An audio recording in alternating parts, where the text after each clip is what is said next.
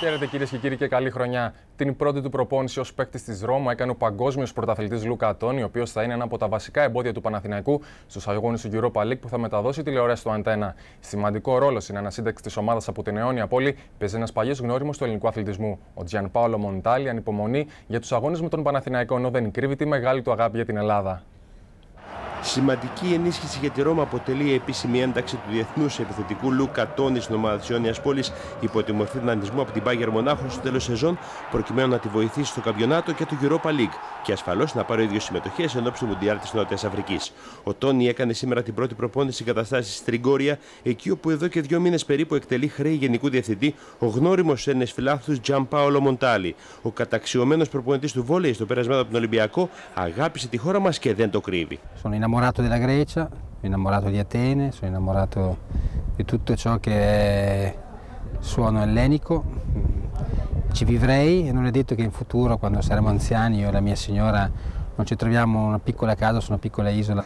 Από την ώρα που ανέλαβε το ρόλο του διευθυντή στους Giallorossi άλλαξαν προς το καλύτερο πολλά πράγματα, με την ομάδα να παρουσιάζει μια εντυπωσιακή βελτίωση. Η δικιά του επιλογή είναι ο προπονητής Κλαούντο Ρανιέρι και βέβαια ο ίδιος σε πρώτη φάση εκτιμά πως το πιο δύσκολο πράγμα που θα έχει να αντιμετωπίσει η Ρώμα στην Αθήνα είναι το πάθος των Ελλήνων φιλάθλων. Io credo che la Grecia sia un paese che abbia una grande cultura sportiva, grande passione. La cosa che mi ha impressionato di più della Grecia è proprio il fatto che tutte queste polisportive sviluppano un forte senso di appartenenza tra le persone che tifano per una maglia o per una società.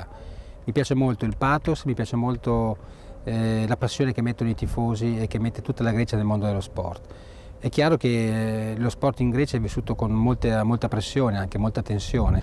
Θεωρείται βέβαιο πως η Ρώμα θα κάνει και άλλες αλλαγές στο εμψυχοδυναμικό στα μάτς με τον Παναθηναϊκό. Στις επόμενες ημέρες θα ξεκαθαρίσει το ζήτημα της μετεγγραφής του Μπεναρφά στον Ολυμπιακό. Ωστόσο, οι ερυθρόλευκοι εξετάζουν εναλλακτικές λύσεις. Στον Παναθηναϊκό είναι όλα ανοιχτά για την απόκτηση του κεντρικού αμυντικού, ενώ στην ΑΕΚ ο Ντούσαν Μπάγεβιτς ζητάει ηρεμία εν ώψη του ντέρμπι με αντίπαλο τον Ολυμπιακό. Δείτε τα αθλητικά μας νέα και στο web TV στο www.antena.gr/webtv.